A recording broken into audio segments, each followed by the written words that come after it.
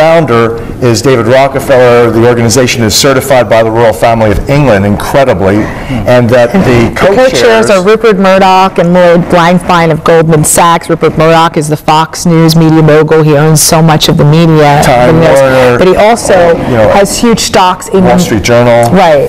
He also has huge stocks in the Murdoch Children's Research Institute in Australia that conducted some of the first H1N1 trials and on little kids, and then he partnered with those trials with CSL Pharmaceuticals, which is a division of Merck Pharmaceuticals. And then when you research Rupert Murdoch, you find out his whole family's involved. James Murdoch is the overseer, non-executive director of SmithKline Beecham. His mother is also a producer of H1N1 swine flu, which is the competitor, SmithKline Beecham, to Merck. So here you got Rupert overseeing Merck. You have his son James overseeing SmithKline Beecham, and then you have his mother who's in charge of the Royal Women's Family Hospital in Melbourne.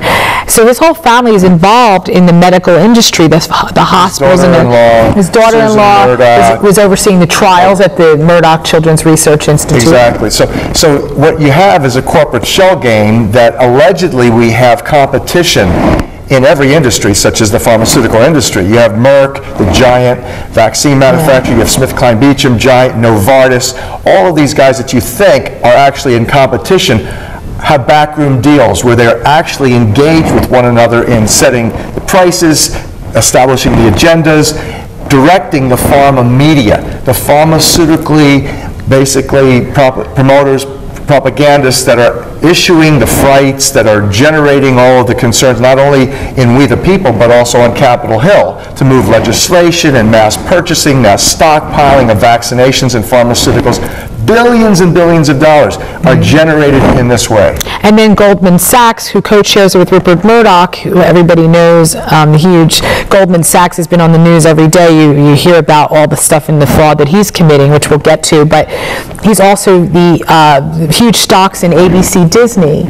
And not only that, but he was Miramax Weinstein Group. Miramax, he's the one that funds Michael Moore's pictures, which is the Weinstein Company, which is produced by Disney. This area where everybody, this is particularly a liberal area, Massachusetts, Northampton, Amherst area, is very much in favor of Michael Moore. Well, gee whiz, folks, you don't realize the fact that Michael Moore's bosses who funds his films are the same guys. Exactly. The Blankfein, Goldman Sachs, Weinstein brothers. Well, he did a film against the insurance agencies, and do you think they were?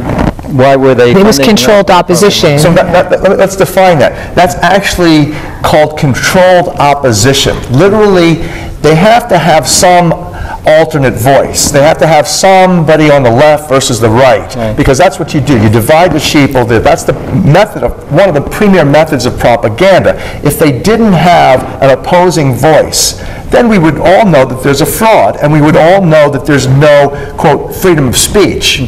But so you have Michael Moore funded by these guys who literally use him as controlled opposition. And he actually states what part of the truth. The Bible talks about a half-truth being a complete lie. You lay out a half-truth that doesn't give you the full picture, that if you had that full picture, you'd really see the wizards pulling the strings like Michael Moore's financiers, Lloyd Blankfein and the Harvey Weinstein brothers. All these are the people who are investing then in the tragedies and the travesties, the industries, such as security industry. Look at what happened after 9/11. Look at what happened in healthcare after H1N1. And now currently they're saying that we're going to have H5N1 this coming fall recombined with H1 according to the officials. This moves vast industries, infection control industries, medical industries, pharmaceutical industries, security industries. All of these major industries, incredibly, are directed heavily by the graduates of Goldman Sachs, Lloyd Blankfein's group. In fact, if you look at who runs the United States Treasury over the past decades, it's always been a graduate of Goldman Sachs. And I was going to ask you, you just did an article regarding Goldman Sachs' involvement with Corexit, this chemical that's being used on the Gulf, that some people are saying it's killing the complete Gulf of Mexico. Do you have? Yeah. Actually, Goldman Sachs, along with the Blackstone Group and Apollo, they purchased Nalco, which is producing Corexit, which is a dispersant that they're putting over the Gulf right now. And what that does is it actually hides the oil. The oil comes to the surface, the Corexit is sprayed, and it goes down lower into the sea level, but it's really like sweeping it under the carpet. It's not really doing anything to get rid of it. It's actually making it worse.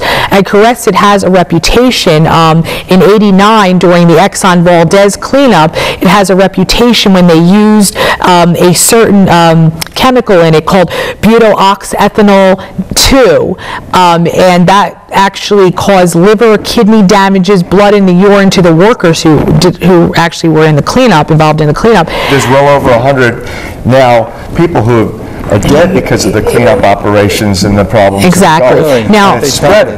As they spread the Corexit, there's going to be more public health crises. And what's hideously insane is that when you start to study Goldman Sachs and the pattern of crisis capitalism, that they're making money off of these crises, these emergencies. From 9/11, what did you see? You had the shorting of the airline stocks. Right before the 9/11. Days before 9/11 catastrophe. Right. That Goldman Sachs investors, JP Morgan Chase, the stock, people on Wall Street run Wall Street Journal by Rupert Murdoch and company. So they made money from that. Then you had the they purchased Boots and Coots, Halliburton, which, another interesting thing the mainstream media is not talking about, and they constantly are talking about Obama. They're blaming Obama, and they're blaming BP for the whole oil spill. They're not talking about Halliburton. They're not talking about Goldman Sachs. Now, and Goldman Sachs shorted the housing industry. Now, this is they shorted the housing industry. They were heavily involved in it. You had in the 2 days, it was in fact on Earth Day, when the first mention that Goldman Sachs had shorted the American housing market. The real estate crash was largely brought on because of the shorting of the real estate investment stocks. And now the mainstream media was starting to focus on Lloyd Blankfein and Goldman Sachs. He's the CEO of Goldman Sachs. Suddenly now you had an explosion that was on the oil platform in the Gulf that was being not only monitored and worked on and controlled by Halliburton. That's BP's oil. Halliburton actually makes the cementing for the well. They're the ones who made the well. BP fills their oil in the well, and Goldman Sachs funds it. So here you have a Dick Cheney, you have a George Bush, which Michael Moore in his Fahrenheit 9/11 film fingered for being the devil doers with the 9/11, but the reality is they're still at it because we've done nothing. Right. His controlled opposition has done nothing. And so we, the people, really have got to realize that not only that happened, but this is ongoing. This is what the issue with the Apollo Investment Group, the profiting off of, in fact, 9/11, where we show you in the film Pharma Whores, which now shows you where the money went from the Reconstruction Fund. It was veered to Las Vegas.